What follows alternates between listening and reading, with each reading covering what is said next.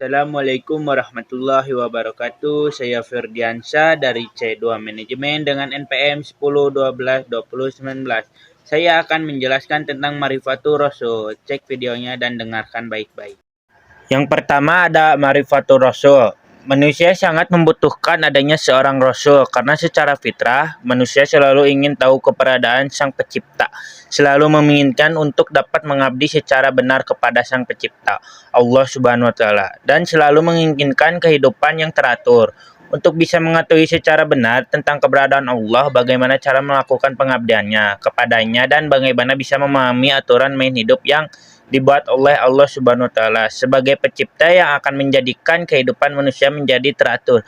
Semuanya itu hanya bisa diperoleh melalui penjelasan atau petunjuk dari seorang Rasul. Maka keberadaan seorang Rasul menjadi sangat dibutuhkan oleh manusia. Yang kedua, ada pentingnya iman kepada Rasul. Iman kepada para Rasul adalah salah satu rukun iman. Seorang tidak dianggap muslim dan mukmin kecuali ia beriman bahwa Allah mengutus para Rasul yang menginterpretasikan hakikat yang sebenarnya dari agama Islam, yaitu Tauhidullah. Juga tidak dianggap beriman atau muslim kecuali kepada seluruh Rasul dan tidak membedakan antara satu dengan yang lainnya. Ketiga, ini ada tugas para Rasul. Tugas-tugas Rasul Allah Subhanahu wa Ta'ala. Rasul diutus oleh Allah Subhanahu wa Ta'ala dengan mengembangkan tugas-tugas yang sangat mulia. Adapun tugas-tugas Rasul adalah sebagai berikut. Yang satu adalah Rasul membimbing umatnya menuju jalan yang benar agar mendapat kebahagiaan hidup di dunia dan di akhirat. Yang kedua, semua Rasul menyampaikan ajaran tauhid, yakni mengesankan Allah Subhanahu wa Ta'ala. Adapun peraturan agama syariat yang dibawa mereka berbeda-beda sesuai dengan situasi dan kondisi umatnya saat itu. Yang ketiga, kehadiran Rasul untuk membawa kebenaran, kabar gembira dan memberi peringatan kepada umatnya agar mereka menjadi umat yang beriman kepada Allah Subhanahu wa Ta'ala. Dengan demikian mereka akan hidup bahagia baik di dunia maupun di akhirat.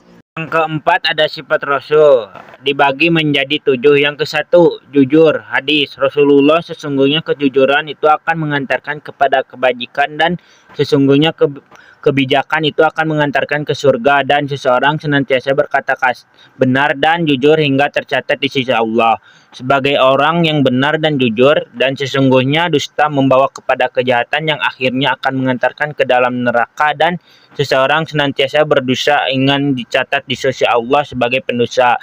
Yang kedua, ada sidik, artinya benar, mustahil, bersifat kizib, artinya bohong atau dusta. Yang ketiga, amanah, artinya dapat dipercaya. Yang keempat, takblik, artinya menyampaikan. Yang kelima, fatanah, artinya cerdas. Yang keenam, dermawan. Tidaklah seorang hamba berada pada suatu pagi kecuali 2 malaikat turun menemaninya. Satu malaikat berkata, "Ya Allah, berilah karunia-Mu sebagai ganti apa yang ia infakkan." Malaikat lainnya berkata, "Ya Allah, berilah ia kebinasaan karena telah mempertahankan hartanya yang tidak dinafkahannya."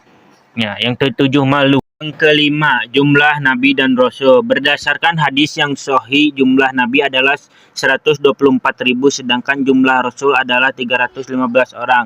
Syekh Al-Albani menjelaskan bahwa hadis yang menunjukkan jumlah Rasul tersebut sahih lil jatihi, tanpa penguat dari jalur lain, sedangkan hadis yang menunjukkan jumlah Nabi adalah sahih li ghairihi. Masing-masing jalur memiliki kelemahan, namun jika dipadukan menjadi sahih. Hadis tentang jumlah Rasul, Adam adalah Nabi yang diajak bicara antara ia dengan Nuh terdapat 10 abad. Jumlah Rasul adalah 350 orang.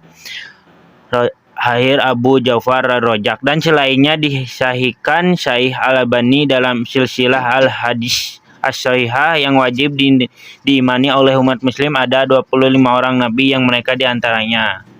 Yang keenam, ada keteladanan sifat Rasulullah. Banyak sekali keteladanan yang ada pada diri Rasulullah yang dapat kita teladani dalam kehidupan sehari-hari, di antaranya iman dan takwanya yang kuat dalam kondisi apapun. Para Rasul tetap teguh dan tabah dalam menjalankan ajaran-ajaran Allah. Akhlaknya yang mulia terpuji selalu menjaga diri dari perbuatan maksiat dan dosa. Sebagai seorang muslim, sudah sepantasnya kita meneladani sifat-sifat Rasul karena semua yang diajarkan Rasulullah mengandung kemaslahatan bagi kita semua baik di dunia maupun di akhirat. Ketujuh, ada kewajiban kita kepada Rasulullah. Yang kesatu, membenarkan apa yang disampaikannya, apa yang beliau katakan bukanlah hawa nafsunya, melainkan wahyu Allah. Maka seorang muslim wajib membenarkan apa yang beliau sampaikan itu. Yang kedua, menaati perintahnya, apa yang diperintahkan oleh Allah dan Rasulnya dilaksanakan semaksimal kemampuan kita. Yang ketiga, menjauhi apa yang dilarangnya. Yang keempat, tidak beribadah kecuali dengan apa yang disyariatkannya. Yang kelima, mengimaninya, beriman kepada Allah berarti harus beriman kepada Rasul. Ini untuk surat-surat yang ada di Marifatul Rasul. Yang kesatu ada surat Al-Kahfi. Saya akan membacakan Al-Qur'annya. Bismillahirrahmanirrahim. A'udzu billahi minasyaitonir rajim. Bismillahirrahmanirrahim.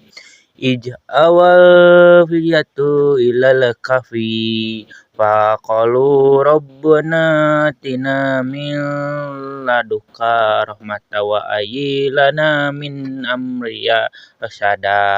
Dan yang kedua ini ada surat Al-Ahzab ayat 21. A'udzu billahi minasyaitonir rajim.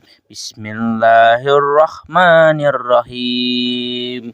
Laqad kana lakum fi rasulillahi uswatun hasanatun liman kana yarjullaha wal yaumal akhira wa jahra lahu kasra. Tiga, ini ada surat Al-Ahzab ayat 39. A'udzu billahi minasyaitonir rajim. Bismillahirrahmanirrahim. Alaijina yuballiguna rasalatillahi wa yasyaunahu fala yahyauna ahdan illaha fakafa billahi hasiba. Itu penjelasan tentang Marifatul Insan. Mohon maaf kalau ada kata-kata yang kurang jelas dan ngomongnya terasa gugup. Mohon maaf. Terima kasih. Sekian dari Firdi. Assalamualaikum warahmatullahi wabarakatuh.